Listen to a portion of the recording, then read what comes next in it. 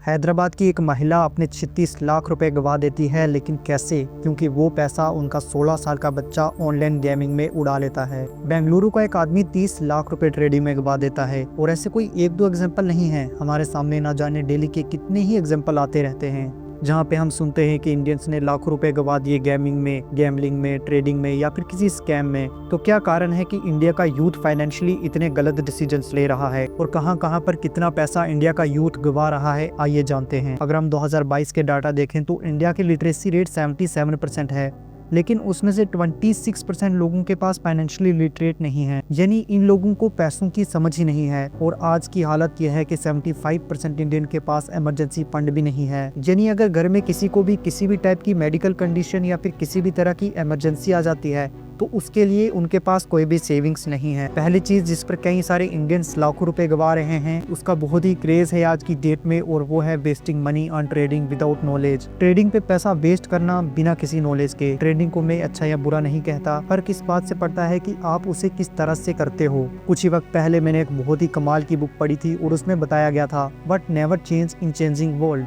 यानी इस बदलती दुनिया में क्या ऐसा है जो कभी नहीं बदलता। और वहाँ पर एक पॉइंट था लालच, जो कि पहले भी लोगों के अंदर थी, आज भी है और हमेशा रहेगी। लालच एक ऐसी फीलिंग है जो कि कभी भी इंसान के अंदर से नहीं जाती है, और लालच की वजह से लोग कई सारे ऐसे लोगों को देखते हैं जो कि ट्रेडिंग से एक दिन में लाखों रुपए कमा रहे हैं। उनको देखकर उनके अंदर लालच आता है और लालच में आकर के वो भी स्टार्ट कर देते हैं ट्रेडिंग।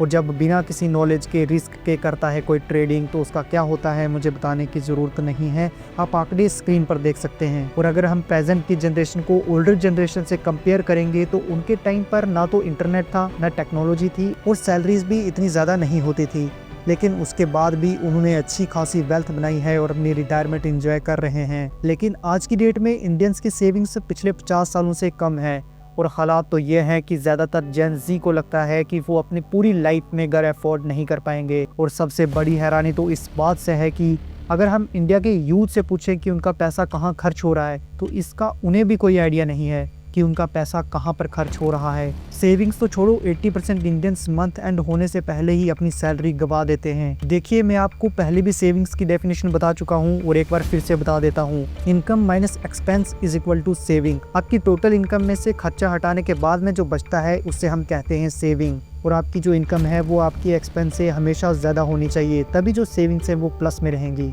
और ध्यान रहे कि अगर आपकी इनकम बढ़ रही है तो उसके साथ आपकी सेविंग्स भी बढ़ें। अब प्रॉब्लम तब क्रिएट हो रही है जब इनकम तो बढ़ रही है, लेकिन साथ में उनके खर्चे उनकी इनकम से भी ज़्यादा बढ़ रहे हैं। और यही है सबसे मैड पॉइंट, जो कि करंट जनरेशन है, उनके खर्चे उनकी सेविंग से भी बहुत ज़्यादा हैं। और जब उनके खर्चे बढ़ेंगे, सेविंग्स नहीं होगी, तो कुछ समय बाद उनको ज़रूरत पड़ेगी लोन लेने की। और यही है हमारा थर्ड पॉइंट कि लोन में कितना पैसा जा रहा है इंडियंस का। मुझे तो ये जानकर बहुत ही हैरानी हुई कि इस रिपोर्ट के अकॉर्डिंग ज़्यादातर लोन लिए जाते हैं, वो लिए जाते हैं अपने पिछले लोन को चुकाने के लिए, यानी लोग लोन पे करने के लिए लोन ले रहे हैं। तो जो दूसरी बार लोन लिया है उसको पे करने के लिए भी क्या एक और लोन लेंगे।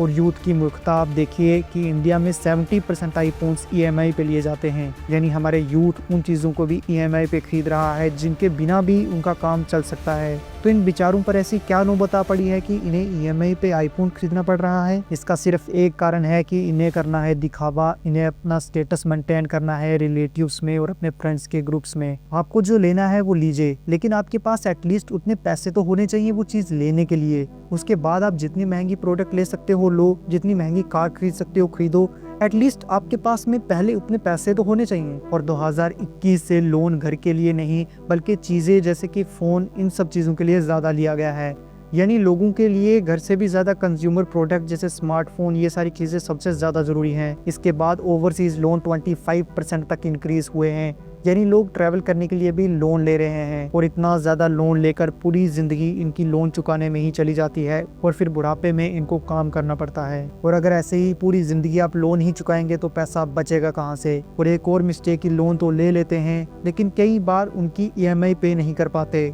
और इसलिए उनका जो क्रेडिट स्कोर है वो बहुत ही लो हो जाता है। तो अब लोन लेना कई बार हमारे लिए फ़ायदे का काम भी हो सकता है, अगर हमें इमरजेंसी पड़ गई, घर में कोई बीमार हो गया तो हमें लोन लेना पड़ता है। लेकिन ऐसे में अगर हमारा क्रेडिट स्कोर बहुत ही कम है तो शायद हमें लोन भी ना मिले जब हमें ज़रूरत पड़े एक्चुअल में। आज की डेट में 53% इंडियंस 30 साल की एज से पहले ही लोन ले लेते हैं और कम एज में फाइनेंशियल नॉलेज भी कम होता है तो कई बार वो इसको मेंटेन नहीं कर पाते हैं और एक्चुअल में जब उन्हें ज़रूरत पड़ती है तो तब उन्हें लोन ही नहीं मिलता। नेक्स्ट पॉइंट है सिंथेटिक प्रोडक्ट। अगर हम आज की यूथ को देखें तो ज़्यादातर लोग ऐसी चीज़ों में पैसा खर्च या इन्वेस्ट करते हैं जिसके पीछे कोई रियल इस्टेट नहीं होता, जैसे कि क्रिप्टो करेंसी बिजनेस बनाने की बजाय शेयर्स में, गोल्ड खरीदने की जगह गोल्ड बॉन्ड्स में। और जो ओल्डर जनरेशन थी वो इन्वेस्ट करते थे रियल इस्टेट्स में, प्रॉपर्टी में, गोल्ड में, इन सब चीज़ों में। यहाँ मैं ये बिल्कुल नहीं कह रहा हूँ कि आप क्रिप्टो करेंसी में पैसा इन्वेस्ट ना करें या शेयर्स में ना करें और बाकी चीज़ों में ना करें, लेकिन इन चीज़ों को भी आप निकारें ना।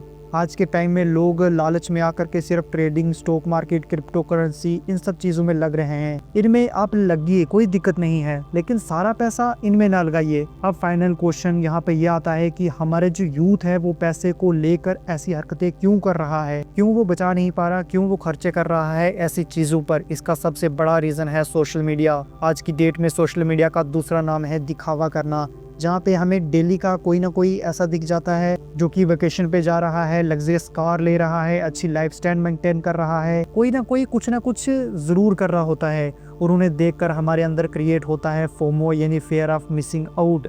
यानी हमारी ज़िंदगी में कुछ ना कुछ कमी है, उस कमी को फुलफ़िल करने के लिए हम भी कुछ ना कुछ खरीदते हैं लोगों को दिखाने के लिए, और ये एक ट्रेंड बन चुका है दिखावा करना। और ऐसी बात नहीं है कि पहले लोग दिखावा नहीं करते थे, लेकिन उनके पास जो पैसा है एक्चुअल में उससे खरीद कर करते थे।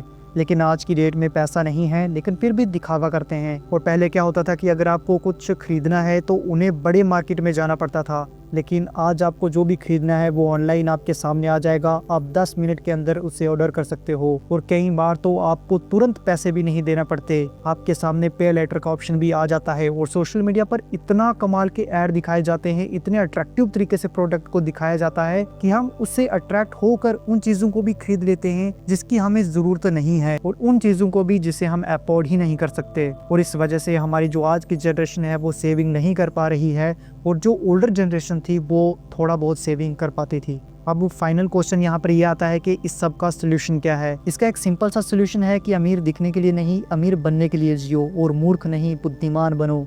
उन चीज़ों को खरीदो जिनकी आपको ज़रूरत है। अपने शौक को कुछ टाइम के लिए थोड़ा सा साइड पे रखो और पैसा कमाने पर फोकस करो। उसके बाद आपका जितना भी शौक है वो सारे पूरे हो जाएंगे। बताने के लिए मैं आपके सामने पूरी लिस्ट रख दूंगा, आपको बहुत कंफ्यूज कर दूंगा। आपको लगेगा कि अरे वाह क्या चीज़ बताई है, लेकिन कंफ्यूज होने की बिल्कुल भी ज़रूरत नहीं है। यही 2-3 पॉइंट है गिने चुने, इनको आप फॉलो कर लो, आपकी लाइफ में बहुत बड़ा चेंज आएगा और आपको लगेगा कि एक्चुअल में अब पैसा बच रहा है।